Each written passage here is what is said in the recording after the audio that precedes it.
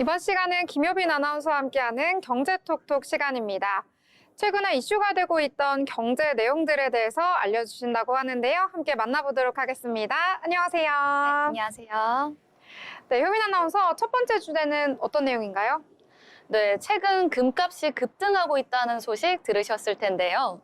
지금 사야 할지 많은 분들이 금 투자를 고민하고 계십니다.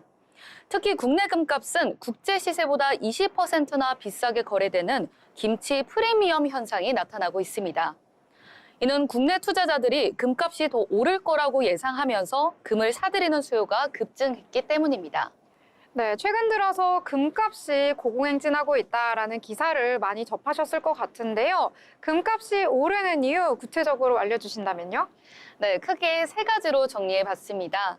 첫 번째로는 국제 금 가격이 상승했습니다.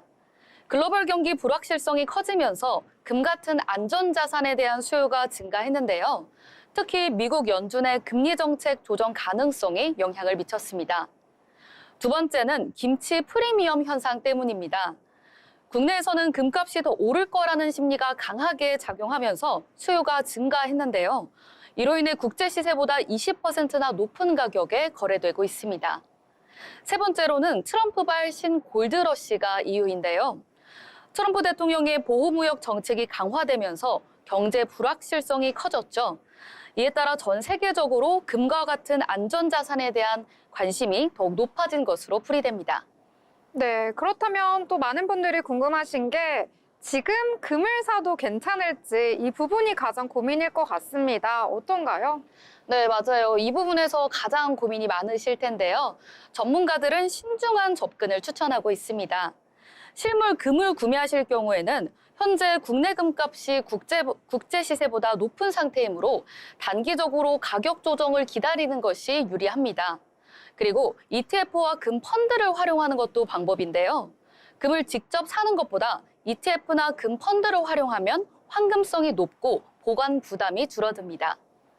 마지막으로는 분할 매수를 추천드립니다. 한 번에 많은 금액을 투자하기보다는 가격 변동을 고려해서 나눠서 투자하는 것이 리스크 관리에 효과적이겠습니다. 네, 최근 들어서 금 투자에 대해서 고민하시는 분들 많으시더라고요. 이번 내용을 참고하시면 좋을 것 같습니다. 자, 그러면 두 번째 주제로 넘어가 보도록 하겠습니다. 이 최근에 외식업계에서 중저가 뷔페 다시 떠오르고 있습니다. 자, 왜 이렇게 인기인지 그 이유가 뭔가요?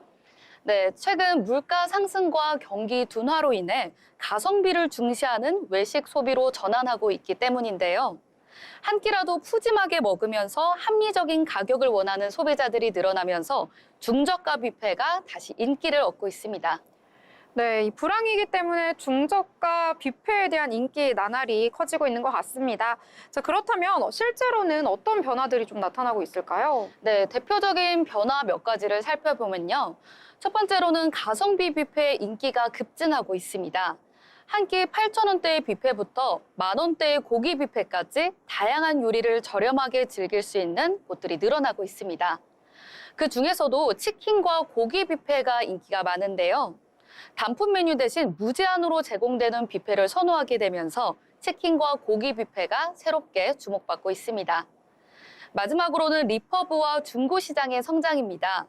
단순 변심으로 반품된 상품을 저렴하게 재판매하는 리퍼브 제품도 인기가 상승하고 있고요. 가성비 소비 트렌드가 확산되면서 중고 거래를 찾는 소비자들이 더 늘고 있습니다.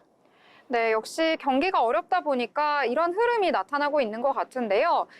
이러한 분위기 그렇다면 계속해서 지속이 될까요? 네, 전문가들은 경기 불황이 계속되는 한 이런 불황형 소비 트렌드는 더욱 강화될 것으로 보고 있습니다. 기업들도 변화하는 소비 트렌드에 맞춰 다양한 가격대의 제품을 출시하거나 가성비를 강조하는 마케팅을 강화하는 전략을 펼칠 것으로 예상됩니다. 네, 불경기가 지속되다 보니까 가성비에 대한 선호 현상 계속해서 심화되고 있는 것 같습니다. 자, 그러면 세 번째 주제로 넘어가 보도록 하겠습니다. 이 마지막 주제는요, 푸드테크 시장의 변화라고 하는데요. 어떤 변화를 이야기하는 걸까요? 네, 최근 고속도로 휴게소에 로봇 조리사와 로봇 바리스타가 도입되면서 새로운 변화를 맞이하고 있습니다. 대구 광주 고속도로 농공휴게소에서는 로봇 조리사 5대가 투입되어 24시간 운영을 시작했습니다. 이 로봇들은 돈가스, 라면, 찌개 같은 한식 메뉴들을 척척 만들어낸다고 합니다. 네, 로봇이 음료도 제조하고 이제는 음식까지 정말 안 쓰이는 곳이 없는 것 같습니다. 자, 그럼 이런 로봇 조리 시스템 이 밖에 다른 곳에도 좀 확대가 될까요? 네, 이미 확대되고 있는데요. 현재 포천, 천안, 순천 등 6개 휴게소에서 조리 로봇이 운영되고 있고 한국도로공사는 영동 고속도로 문막 휴게소에 24시간 로봇 셰프 시스템을 구축했습니다. 또한 풀무원 푸드앤컬처는 안산 휴게소에 로봇 바리스타를 도입하면서 이제는 커피도 로봇이 내려주는 시대가 됐습니다. 네, 고속도로 휴게소 이제는 단순히 쉬어가는 곳이 아니라요. 이런 첨단 기술을 도입해서 새로운 실험을 해보는 무대가 되고 있습니다. 자, 이렇게 변화가 좀 빠르게 퍼지고 있는 것 같아요. 네, 맞습니다. 그중에서도 두산 로보틱스는 20종 이상의 면 요리를 할 수 있는 누들 로봇을 개발했는데요. 그래서 해외 시장까지 공략하고 있다고 합니다. 글로벌 시장 조사 업체는 푸드테크 시장 규모가 2년 뒤 약 45조 원까지 성장할 것으로 전망하고 있습니다. 오, 그렇다면 이제는 호텔이나 아니면 일반 식당에서도 로봇이 와서 요리를 하는 날이 머지 않았을 것 같은데요? 네, 맞습니다. 처음에는 생소했던 서빙 로봇이 이제는 대중화된 것처럼 앞으로도 이런 기술들이 점점 확산될 것으로 보입니다. 네, 오늘도 이렇게 흥미로운 내용 잘 전해주셨습니다. 지금까지 함께해 주신 김효빈 아나운서 감사합니다.